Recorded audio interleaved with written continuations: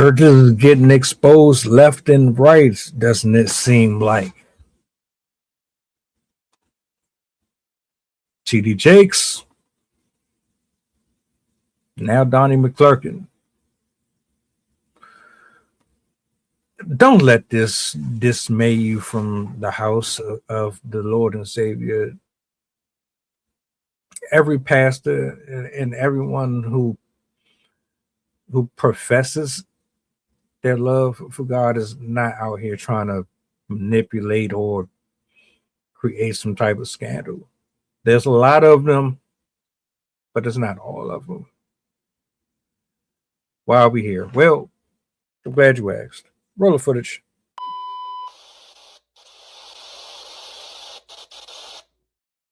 26 is off to a very bad start. Gospel star Donnie McClurkin sued for sexual abuse. So this man named Giuseppe Corletto is suing Donnie McClurkin. Now, according to the lawsuit, Donnie McClurkin sexually abused him over several years and wrote an apology email declaring himself a dirty old man. Giuseppe says that he was struggling to reconcile his sexuality with his faith when he sought out McClurkin in 2003. When he was 21, he went to Donnie McClurkin's church in Long Island after reading his book, which described how God helped him overcome the curse of homosexuality. Donnie McClurkin talked about being raped as a child, which resonated with Giuseppe because it was similar to his story. He was brought to meet Donnie McClurkin after the event, and he believes that he was being groomed from the start. Allegedly, Donnie McClurkin began to molest Giuseppe during the Pray the Gay Away spiritual sessions. Yeah, just so you know, we reading this together. I am very surprised. Now, during this time, he worked as Donnie McClurkin's assistant, and he traveled with him regularly. He said it was difficult for him to speak out about the abuse that he had suffered because this was his mentor and employer, making it difficult for him to process what was happening. They went on a trip in 2007 to California, and Donnie McClurkin brought his girlfriend on that trip as well. But the lawsuit alleges that he forced himself on Giuseppe and raped him in a hotel room. When Donnie McClurkin was confronted about the incident, McClurkin told Giuseppe that he was on medication and didn't remember anything. Donnie McClurkin allegedly further manipulated Giuseppe, blaming him for the incident and convincing him that he was the sole culpable party. He allegedly also secretly groped Giuseppe before going to preach at church, causing him to cry during the service. Giuseppe also says that he attempted to leave the church several times, but Donnie McClurkin would guilt him into staying, and he would compare Giuseppe to people in the Bible like Elijah, referring to prophets who had mentor-mentee relationships. That's a little sick. Giuseppe says that he finally quit working for McClurkin in 2008, but they remain in each other's professional circles. He said Donnie McClurkin saw him out again in 2012 and raped him in a Florida hotel room, as well as in Boston and Niagara Falls in 2013. The last alleged incident occurred in 2015 when Giuseppe says Donnie McClurkin engaged in further sexual misconduct while he was seeking spiritual guidance amid mental health struggles. So he's saying Donnie McClurkin saw him out. Why would you go? Like, why would you go to Florida? Why would you go to Boston? Why would you go to Niagara Falls? Why would you go if you knew that he had raped you previously? I don't understand. So allegedly, Donnie McClurkin sent an email apologizing in 2013. He said, I am the actual epitome of a desperate, dirty old man, groping a young man who is just looking for a friendship and close platonic relationship with someone he looks to for help, guidance, and spirituality. You don't have that desire for me, and I shouldn't have it for you. I forced myself on you. Donnie McClurkin's attorney says all allegations are categorically false. At no time did Pastor McClurkin engage in any form of sexual abuse, assault, or sexual coercion of Mr. Corletto. The claims set forth in the lawsuit grossly mischaracterized their interactions, which occurred over a decade, and some accusations over 2 decades ago. All these allegations are contradicted by the real facts. 2026 is off to a very bad start.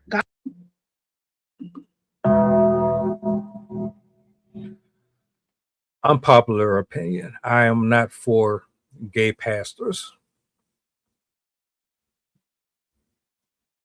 You already got this spirit in you, and it's not a good one. Homosexuality is a demon. I know that I don't really like hearing those type of terms and phrases. But that's how a lot of us get fooled into thinking that everything is just us being physically in the moment responsible for the outpour of death and destruction and anger and resentment. We don't think that there's some invisible presence there influencing none of it. Cool. That's my take. I never had much to say about him or any pastor or anybody who chose to deal with same-sex genders. I stayed reserved. I don't believe in it, but that's your business. This right here is why you have to be very careful with who you follow.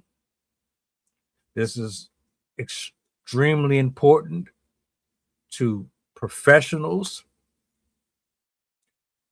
because if you are in a specific setting and you have men and women around you that flock to you, and there's stereotypes around you, that makes it that much more important that you protect yourself at all costs, allegations or reality.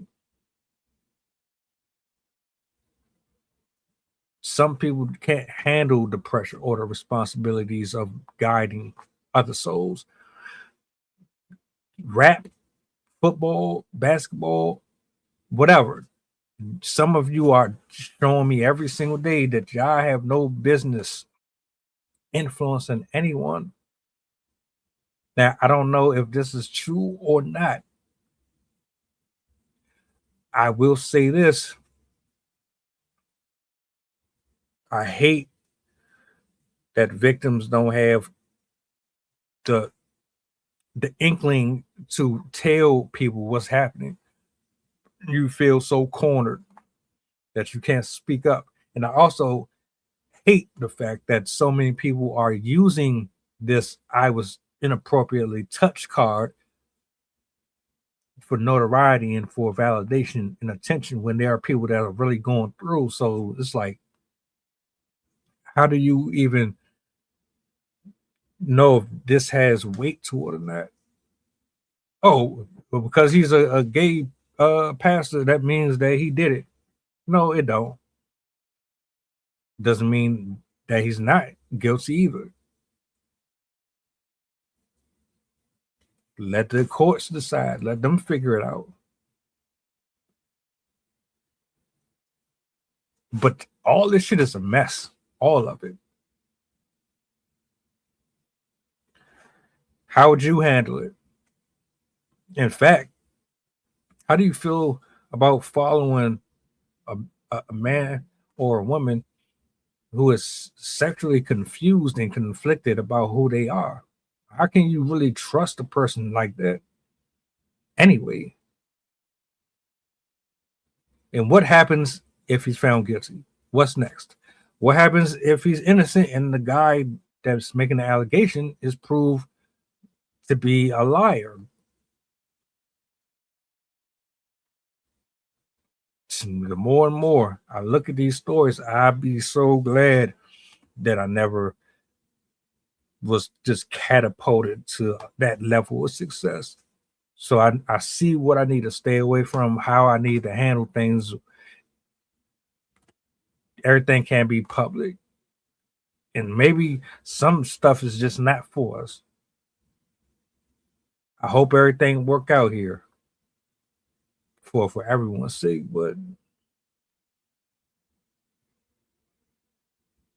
welcome aboard the flight. This is pilot who shies the talking. We going back to Memphis and coming straight from New Orleans. The estimated time of arrival is about an hour, and I can turn your ghost if you try and play with my power. So when you look up and see the sun flashing, stay in your seat. If the flight attendant say you making trouble, then we got beef. The turbulence might get rocky. You better not spill your food. This is bread and plain. If you get it messy,